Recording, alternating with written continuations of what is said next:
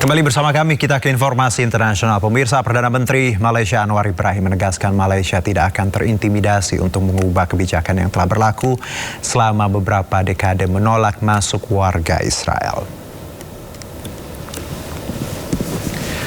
Perdana Menteri Malaysia Anwar Ibrahim akan mengusir seluruh warga Israel jika diketahui berada di Malaysia. Pernyataan itu sebagai respon atas ancaman para anggota Parlemen Amerika Serikat bahwa Washington akan menangguhkan bantuan untuk Malaysia jika Anwar tidak mengubah kebijakan anti-Israel. Menurut Anwar, Malaysia tak melanggar hukum internasional apapun hanya karena memiliki kebijakan seperti itu. Meskipun konsekuensinya beberapa anggota Parlemen Amerika Serikat meminta pemerintah Presiden Donald Trump meninjau kembali hubungan keamanan dan ekonominya dengan Malaysia yang dikabarkan akan mendeportasi seluruh warga Israel dengan kewarganegaraan ganda jika ditemukan berada di Malaysia. Kita dapat maklumat daripada Amerika Syarikat, Badan Perundangan mereka telah membuat kenyataan menyela saya kerana keputusan Malaysia untuk menyekat kemasukan rakyat Israel, termasuk dalam isu perdagangan dan sebagainya. Ternyata mereka tidak ikuti langsung perkembangan. Banyak negara yang melarang dan Malaysia melarang dah puluhan tahun. Jadi mereka gunakan kesempatan sekarang untuk mengugut saya dan Malaysia dan memohon supaya kerajaan Amerika mengambil tindakan. Biar saya jawab dengan jelas. Pertama, dia kena faham ini negeri merdeka dan berdaulat. Dan tentangan kita kepada Israel kena zalim mereka, kena penjajahan mereka, kena pembunuhan setiap hari. Mana mungkin wakil-wakil rakyat negara mereka boleh memadamkan kenyataan tentang pembunuhan anak-anak dan rakyat, wanita, pemusnahan rumah, penaklukan negeri dan tidak mampu bercakap apa-apa. Malaysia ini negara merdeka. Kalaupun mereka yang bercakap itu tidak merdeka, tidak bebas menyuarakan. Kita bebas menyuarakan. Oleh itu, ia tidak menghalang. Dia boleh buat ugutan, tapi saya akan tegas pertahankan hak rakyat Malaysia dan keputusan dibuat oleh rakyat Malaysia untuk tetap menghalang kehadiran mana-mana warga negara Israel di Malaysia. Yes, Malaysia boleh, pemirsa. Dan kita lanjutkan masih terkait informasi internasional. Ini Amerika Serikat kembali menggempur sejumlah target militer Iran hingga malam ke-13 berturut-turut. Di tengah eskalasi konflik, Presiden Amerika Serikat Donald Trump mengaku tengah mempertimbangkan serangan yang lebih besar terhadap Teheran.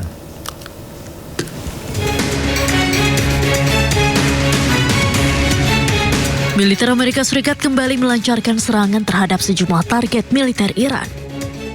Komando Pusat Amerika Serikat atau CENTCOM menyatakan operasi tersebut telah memasuki malam ke-13 secara berturut-turut sebagai bagian dari upaya melemahkan ancaman Korps Garda Revolusi Islam Iran IRGC terhadap jalur pelayaran komersial. Rekaman yang dirilis CENTCOM memperlihatkan serangan ke sejumlah sasaran yang diklaim sebagai pusat komando militer, gudang penyimpanan drone, jaringan komunikasi, fasilitas pengawasan pesisir, hingga kemampuan maritim Iran. Presiden Amerika Serikat Donald Trump mengatakan bahwa ia hampir memutuskan apakah akan melancarkan serangan besar-besaran terhadap Iran. Trump juga sempat menyampaikan Iran memiliki niat yang jahat. We're doing very well against the Islamic Republic of Iran. We're doing extremely well. They would like to do something, but I say they're not ready yet. They need more of the same. They're not ready yet. They got some evil intentions. We cannot let them have a nuclear weapon. Sebelumnya konflik kembali memanas setelah kesepakatan sementara yang dimediasi Pakistan pada Juni lalu runtuh. Sejak itu, Amerika Serikat terus melancarkan serangan ke Iran. Sementara Teheran membalas dengan menyerang aset-aset Amerika Serikat di kawasan Teluk. Ya, setelah diserang Amerika Serikat lewat udara, suasana di pos perbatasan Iran-Irak, Shalom Cheh, terlihat normal. Petugas tetap melayani warga yang ingin menyeberang ke Irak dan sebaliknya.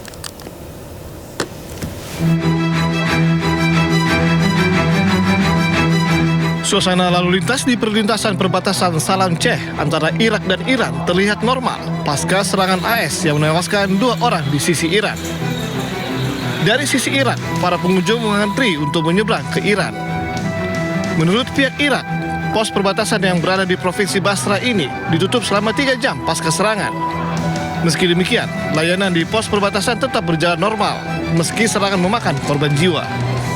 طاح الصاروخ الجانب الايراني منفذ الشلامشي وبهاي الاثناء نقلوا الجرحى والمصابين واحنا ان شاء الله مستمرين بهاي الخدمه وما نقطع وش ما يسوون ان شاء الله احنا نظل بهاي الخدمه وبعد ابد الابدين واحنا نطلب ان شاء الله من المجتمع الدولي يكونوا يوقفون هاي القصف لان هذه الضربة الأمريكية لأنهم قالوا نضرب مناطق عسكرية ولكن الآن نرى يضربون الممر الزوار الإمام الحسين مدني وبالأمس ضربوهم وقتلوا منهم.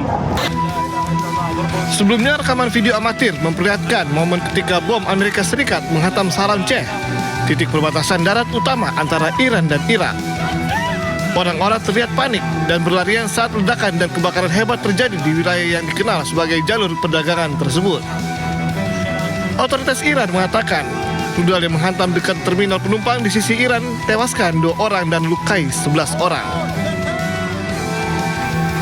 Ya, pemirsa, sejumlah orang terluka akibat serangan Israel yang menghantam sebuah bangunan tempat tinggal di pusat kota Gaza, Palestina, Kamis malam. Serangan tersebut terjadi usai Israel mengeluarkan peringatan evakuasi.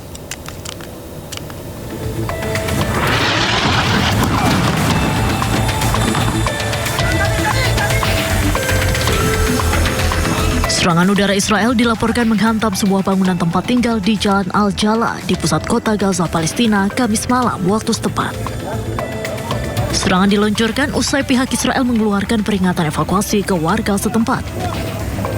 Serangan tersebut memicu kebakaran dan diikuti oleh kobaran api serta asap tebal yang membumbung tinggi di atas gedung. Petugas darurat terlihat berupaya memadamkan api, sementara sebuah ambulans tiba di lokasi kejadian. Pusat Informasi Palestina melaporkan bahwa serangan Israel menargetkan sebuah rumah milik keluarga Abu Samra di dekat gedung Al-Zaharni di Jalan Al-Jala, kota Gaza. Serangan itu mengakibatkan beberapa orang terluka. اتصل علينا الجيش الاسرائيلي قبل نص ساعه وقالنا اخلوا المكان. طلعنا نجري ما ندري مش عارفين وين احنا رايحين. لا طلعنا حاجه من دورنا ولا حاجه من الخيم ولا حاجه من هذا. والله يا عالم زهقنا، والله قرفنا بكفي اللي بصير فينا. النار ولعت في الدور. مش عارفين وين نروح احنا. ايش اللي بدنا نسوي؟ وين بدنا ننام في نصاص الليالي؟ لا تم تخت ولا تم فرشه ولا تم محرام ولا تم مصليه ولا مبطنيه حتى. Sementara itu, pihak pertahanan sipil Gaza menyampaikan operasi pengungsian skala besar sedang berlangsung di berbagai wilayah jalur Gaza sebagai akibat dari ancaman pasukan pendudukan Israel untuk menargetkan sejumlah bangunan dan fasilitas di jalur Gaza.